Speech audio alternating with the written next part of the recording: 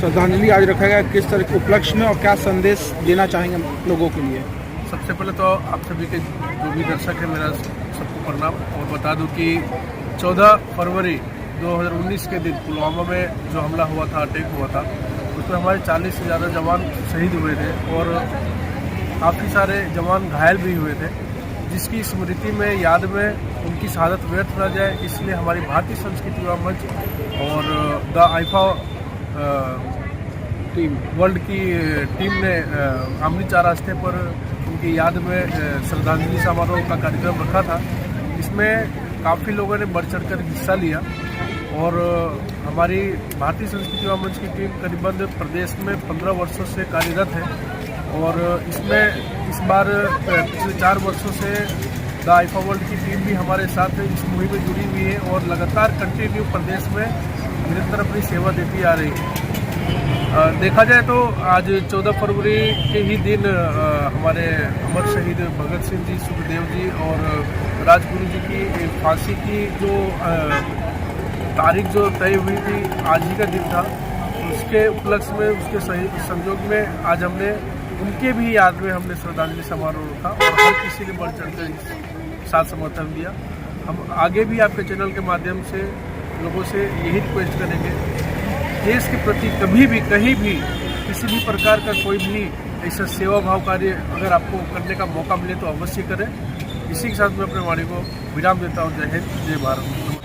जैसे कि आप सभी जानते हैं, आज 14 फरवरी पुलवामा अटैक हुआ था, जहां हमारे 44 जवान हैं जिन्होंने अपनी जान गंवाई थी। तो हम ये नहीं कह रहे कि सिर्फ 44 लोगों ने ही जान गंवाई है, ऐसे बहुत सारे सोल्जर्स हैं, बहुत सारे आर्मी लोग हैं जिन्होंने हमारे लिए अपनी जान गंवाई है। तो उनके लिए आज हम लोगों ने ये छोटा सा एक कार्यक्रम रखा है श्रद्धांजलि का, जहाँ पे हमारे साथ बहुत सारे लोगों ने हमारी मतलब हेल्प की है, छोटे बड़े सभी लोगों ने ये ज्वाइन किया हुआ है। तो मैं ये कहना चाह रही हूँ कि ऐसे ही और भी जो भी है लोग ज्वाइन हो हमारे साथ और ये चीज़ बनाएं। आप सभी को सबसे पहले तो यहाँ पे जितने भी लोग आए हैं, पुलवामा में जो अटैक हुआ था उसकी बेसिक चीजें आप लोगों को पता होगी कि हमारे देश के अलग अलग जगहों से, अलग अलग विस्तार से जो लोग आते थे और वहाँ पे हमारे देश की रक्षा के लिए अपने प्राणों की आहुति दे दी है। साथ ही साथ आज के दिन 14 फरवरी आप लोगों को पता होगा कि जो हमारे पूरी टीम का जो मार्गदर्शन है, हम लोगों ने जो प्रेरणा ली है, वो भगत सिंह जी, राजगुरु जी और सुखदेव जी के जो हमारे शहीद हैं उनसे ली हुई है और उसी के थ्रू दादरा नगर हवेली में 12 वर्षों से लगातार हमारी टीम काम कर रही है। सभी लोग जुड़े हुए हैं। मैं आपसे बोलना चाहूंगा, पुलवामा में जो अटैक हुआ था उसमें तकरीबन 40 जवान जो है हमारे देश के शहीद हो गए थे और कई सारे ऐसे जवान थे जो गंभीर रूप से घायल हो गए। और वहीं हम अगर हमारे देश के क्रांतिकारी शहीद आजम भगत सिंह जी की बात करें तो आज का दिन इसलिए ब्लैक डे माना जाता है क्योंकि 14 फरवरी 1931 में भगत सिंह जी और उनकी टीम के जो लोग थे, उनके फांसी की जो सजा मंजूर होनी थी, उसको आखिरी याचिका पर जो दस्तखत हुआ था वो आज ही के दिन हुआ था, जिसको लेकर तमाम भारतवर्ष के अलग अलग विस्तारों के युवाओं में आज भी उनके प्रति वो आक्रोश देखने को मिलता है जो अंग्रेजी हुकूमत के खिलाफ थी। और दूसरी तरफ आप लोगों को पता होगा कि उनके ऊपर जो सजा था वो 302 के तहत हुआ था, यानी फांसी की सजा को लेकर था। उनके हत्या का मामला जो है वो उन पर लगाया गया था और उसके बाद आखिरी याचिका पर जो दस्तखत हुआ था वो इसी दिन हुई थी, जिसको लेकर पूरे भारतवर्ष में आज ही के दिन काला दिन की तरह मनाया जाता है। पुलवामा में ठीक इसी के दिन जो ये हुआ, उसके बाद पूरे भारतवर्ष में जगह जगह पर ये चीजें देखने को मिली थी, लेकिन हमारी टीम BSYM,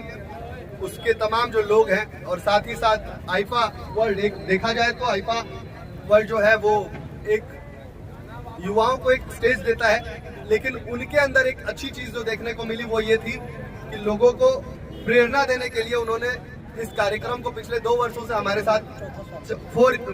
4 सालों से लगातार जो है हमारे साथ इस तरह की चीजों में हिस्सा ले रहे हैं। ये बहुत कम देखने को मिलता है, क्योंकि युवाओं को आगे बढ़ाने के लिए मॉडलिंग के क्षेत्र में जिस तरह से वो लोग काम कर रहे हैं, उसी के तहत आज जब हमें ये चीज़ों में बड़ा गर्व फील होता है कि हमारे सिलवासा में भी ऐसे लोग हैं जो सड़कों पर अगर हमारे देश के शहीदों को, क्रांतिकारियों को देखते हैं तो रुक कर 2 मिनट समय निकालते हैं। तो मैं पूरी दाइफा टीम की पूरी टीम को इसके लिए आभार मानता हूं कि ऐसी चीज़ों में जुड़े रहते हैं। साथ ही साथ हमारे भारतीय संस्कृति युवा मंच के सलाहकार सचिन प्रताप जी, अध्यक्ष राहुल सिंह जी, टीम के एक्टिव कार्यकर्ता पंकज ठाकुर जी और तमाम जो लोग हैं, वो सभी लोग ऐसे चीज़ों में हिस्सा लेते हैं। ये हमारे लिए गर्व की बात है, ताकि समाज को एक संदेश जाए, समाज को एक मैसेज जाए कि भाई हम जिस देश में रह रहे हैं, जिसकी वजह से जिनकी बलिदानों को वो हम कभी भी भूलते नहीं हैं। दिन सिर्फ एक महज ये एक दिन नहीं होना चाहिए, हमेशा पूरे वर्ष प्रतिदिन हमारे मन में, हमारे जहन में ये चीज़ें होनी चाहिए कि हमारे शहीद, हमारे क्रांतिकारी, हमारे देश पे रक्षा करने वाले तमाम जो बॉर्डर पर कार्यरत हैं, सिपाही, पुलिस डिपार्टमेंट और तमाम वो लोग जो लोग हमारे डिफेंस, जो लोग हमारे लिए लगातार 24 घंटे कार्य करते हैं, उन सबको हमें सच्ची जो लोग इस तरह से आहुति देते हैं अपने प्राणों की, अपने परिवार को छोड़कर बॉर्डर पर हमारे लिए फाइट करते हैं, उन सबको दिल में रखते हुए हमने आज ये श्रद्धांजलि समारोह में हिस्सा लिया और सभी लोगों ने इसमें हमारा साथ दिया। उन सभी युवाओं को तहे दिल से मैं आप लोगों का आभार व्यक्त करता हूँ और ये चीज़ों को लगातार अपने ध्यान में रखना है। मेरा मकसद हमेशा से यही रहा है, यहाँ ही नहीं, आप भी यहाँ पे आए हैं तो आगे चलकर इन चीज़ों को समझिए, देखिए और जहां भी आपको मौका मिलता है, देश के लिए कुछ भी करने का मौका मिलता है, जरूरी नहीं है कि आप उठाकर, अगर आप में कैपेबिलिटी है, आप बॉर्डर पर जा सकते हैं तो बिल्कुल आप आर्मी में भर्ती होइए। अगर नहीं हो सकते हैं तो सड़क पर साफ सफाई करने वाला जो कर्मचारी होता है ना, वो भी हमारे देश के लिए बहुत बड़ा रोल निभा रहा है। तो इन सभी चीज़ों पर प्लीज आप लोगों का मेरा एक रिक्वेस्ट है कि देश के क्रांतिकारी और तमाम डिफेंस के लोगों को हमेशा रिस्पेक्ट दें। सड़कों पर जब जा रहे होते हैं, कोई अगर बुजुर्ग व्यक्ति मिलता है डिफेंस से रिटायरमेंट के बाद और अगर वो दिखता है कि खड़ा है, अगर उसे प्यास लगी है, पानी लाकर आप पिलाएंगे ना, वो भी एक बहुत बड़ी सच्ची सेवा होगी। बहुत बहुत धन्यवाद। जय हिंद,